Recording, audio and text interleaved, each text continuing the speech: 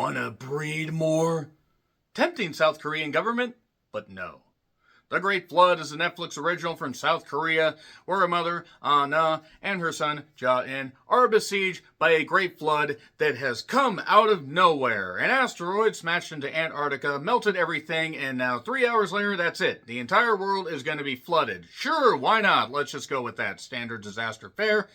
Little bit ridiculous, but alright. Disaster movies are a dime a dozen, going back decades and decades. I mean, if you just go back to the 90s, Dante's Peak and Volcano in the same year, Deep Impact, Armageddon, Mission to Mars, The Red Planet, and so many others. So many others, it would take forever to recount that stuff. But that being said, when you go with a standard disaster movie plot, okay, give us a competent actress. And I will say this, as far as any criticisms that I'm going to have of this movie, I have nothing against the actors. It is all the characters.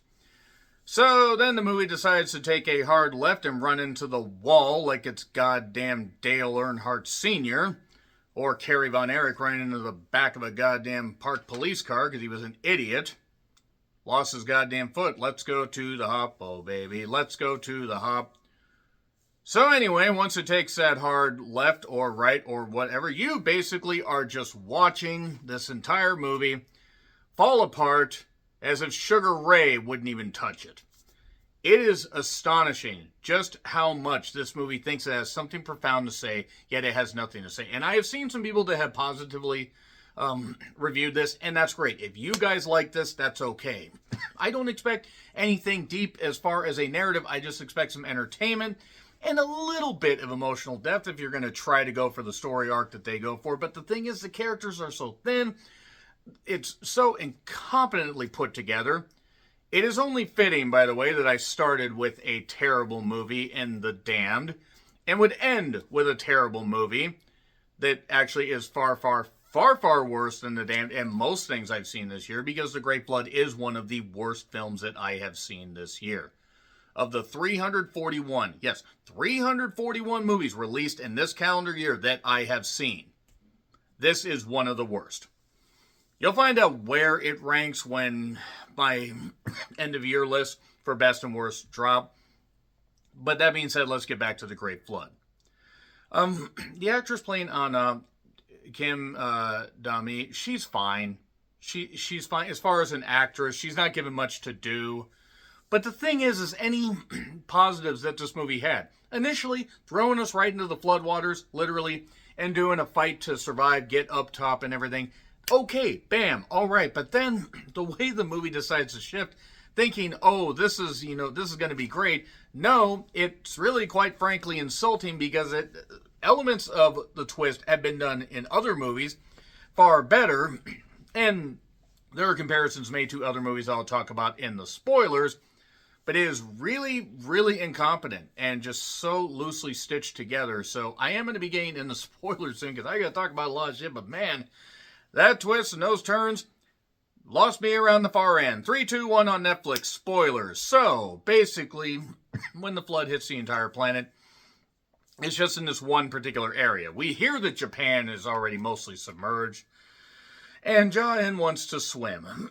Even has his goggles. He likes to draw for his mother and likes to do some stuff and everything, but she never pays attention. She's always ready for, doing work.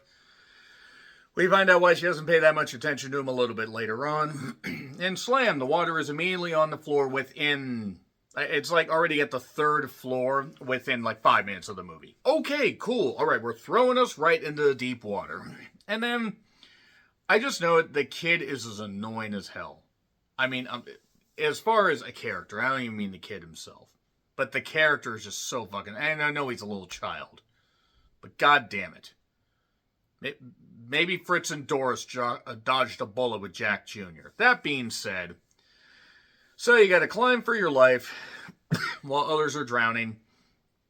And then basically the kid disappears about 12 minutes in. She's looking for him, and then like it just, waves are coming for him, all this ridiculousness, and then, like, it's rising up quickly, so they're drowning, and then suddenly a guy named Hijo comes for them, and Park Hae-seo, which I swear I've seen that guy in something, but I can't think of what.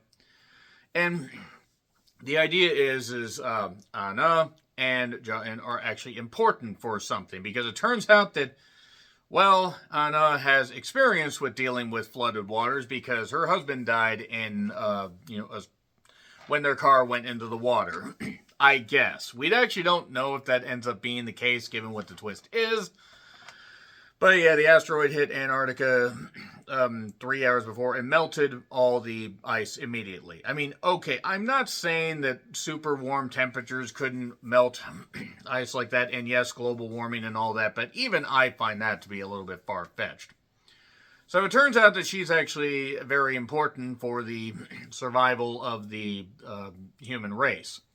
Because she worked on something called the emotion engine. They got to get to the chopper. She worked on a new tech.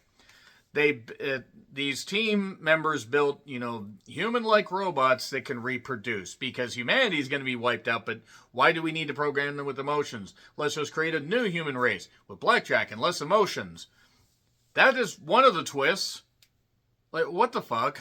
What's wrong with emotion is what this movie tries to say. And I hate to tell you this, but when a movie makes you feel this much rage like I did, just the potential that's squandered, and just the fact that, again, it is literally the South Korean government just beating you over the goddamn head. It might as well, and if this was in the U.S., it would be this government beating you over the head. Have a kid, even though it is a struggle to have children, because some women have health issues, and also some just simply don't want that, and it should be a woman's right to choose.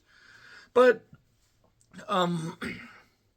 people are not handling this well, naturally, because their lives are being uprooted and they are also being washed away. She ends up falling in the water, knowing that her parents she calls her parents, knowing her parents are fucked. She tries to hand her son up there, but her son doesn't want to, because her son's a little goddamn bit, and I know, I'm sorry. I get it's a kid. I get he's scared. But you wanted to swim, so you're going to get an opportunity to swim when I throw you in the damn way. Anyway, sorry. I know that that's probably pretty harsh, but this movie was making me wish that, no, not saying that. If this was Houston, it would make more sense. But yeah, basically people are drowning in the goddamn water because they're trying to swim away. But the water level is rising too much. There's debris. I know it's debris, whatever. And maybe stop having flashbacks while people are drowning and while you're almost drowning. Like, maybe stop that. I don't know. So you gotta save the child. And Ja-in, basically, I'm just gonna skip a couple parts here, because we get to where we get to the rooftop, and basically, the idea is she is one of a couple people that had a child that is going to be saved, and she's like the second choice, because the other one ran away because she'd rather not abandon her child. So the idea is Ja-in is going to be experimented on, because why the hell not? Oh, and flashbacks more of where she wanted to give him up because she didn't feel she was cut out to be a mother after her husband died. And that's a recurring theme, abandoning her child. I've abandoned my child, I've abandoned my boy. The sun is rising, but not for long, before more floods happen. And Ja-in is going to be used for study, because it turns out he's not actually human. By the way, he's a human-type embryo, but he's not actually a human. At least I think. I started to really not care, and also was zoning out on a lot of this movie. And I seemingly am not the only one. But Hee-jo basically says that he recognized, this conflicting emotion, because he was, his mother had thought of doing that too. I thought maybe they were going to go that he was a grown-up version of the kid, is what I thought they were going to do, but I guess not. It tries to be the triangle, it tries to be Mickey 17, it tries to be Interstellar, it tries to be, or the triangle, what's it called, the triangle, whatever. It's trying to be a bunch of topsy-turvy stuff, and even with a little run in there. It just doesn't have any of the creativity of any of those. And by the way, I didn't really like Mickey 17, despite Bong Joon-ho being involved. And No Other Choice and Parasite are great examples of South Korean filmmaking. Granted, No Other Choice had the director of Old Boy, and Parasite had a director that would do Mickey 17. So, yeah, we need to leave the planet to avoid human extinction, I guess. And if you see anybody, you got to leave them behind, because it's only you that's going to be on there. Your son's going to be studied, but you're going to leave him behind, even though you said you wanted to before. So why worry about the I guess. Again, allegory. Have more children. Don't abandon them. Have more children. And so she vows to kill them all. Hijo gets shot, and then she's going to be the only survivor. And slam, we're on we see the rockets launching just as the wave is rising up. It's like 2 of them. I mean, more presumably launched. And then the idea is they're going to complete this work on the space station, but then asteroid debris, yes, it's debris, hits the goddamn thing. And it actually turns out later that Anna was impaled. And yeah, then we're back at the beginning, and we just get our Run Lola Run triangle timeline mess up deal, whatever, where we're just going full sci-fi bullshit here.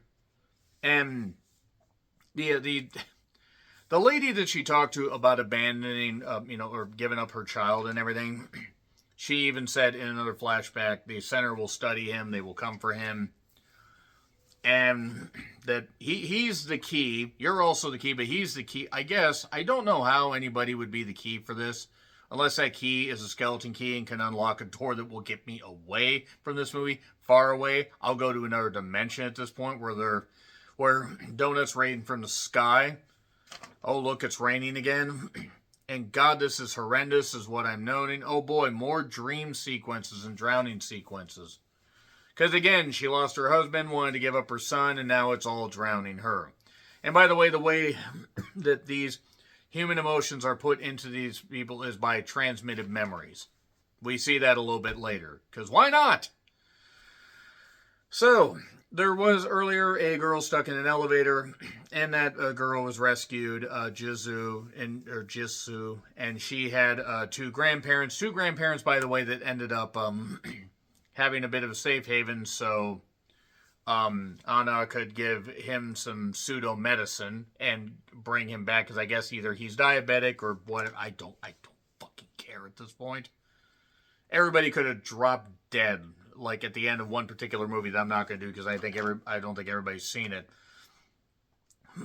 And the idea is like she is trying to basically find a way to find her son. She finds a way to find her son because it turns out she actually said something to him before he got studied the first time, or whatever time, and he keeps asking, why am I 6 now? Why was I 6 the next day? What the hell's going on? And Jisoo decides to stay back with her grandparents and have more kids is basically what this is. And there was a lady that was going to have a child that they didn't help before. She decides to help, and okay, that's fixing the timeline, I guess. That's showing that she has empathy. And then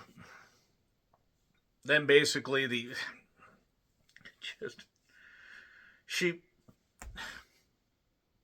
we then get where, like, she's still trying to find her son, but then we get more flashbacks where she keeps dying and we keep seeing numbers on her goddamn shirt, like, copies and everything. Like, again, Mickey 17, but without the budget or the ingenuity.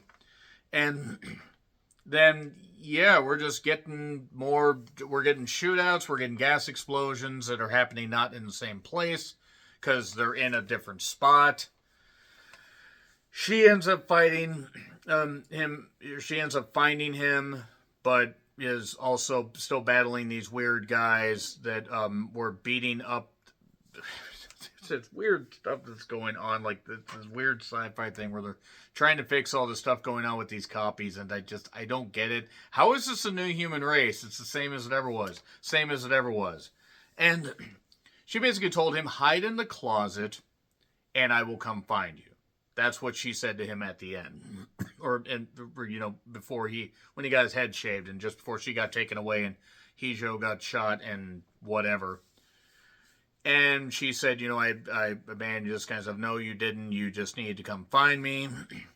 And then back on the ship, she had gotten impaled. She said she'll be the subject, which I guess somehow she managed to get her thoughts got transmitted to another station before that ship blew up, and then she's able to do this stuff. And if I'm explaining this plot in any way badly, one, I don't care because the movie's shit, and two, this movie does such a bad job explaining itself that so many things are up in the air. Ironic for a movie that goes from water to space. And then the new people will return to Earth. The new human race will return to Earth. She ends up finding Ja-in, and everything's okay. Everything's all right. She does a weird space dive thing where she manages to find him. They hook onto a tower, and then that washes away, and then we're back on the ship.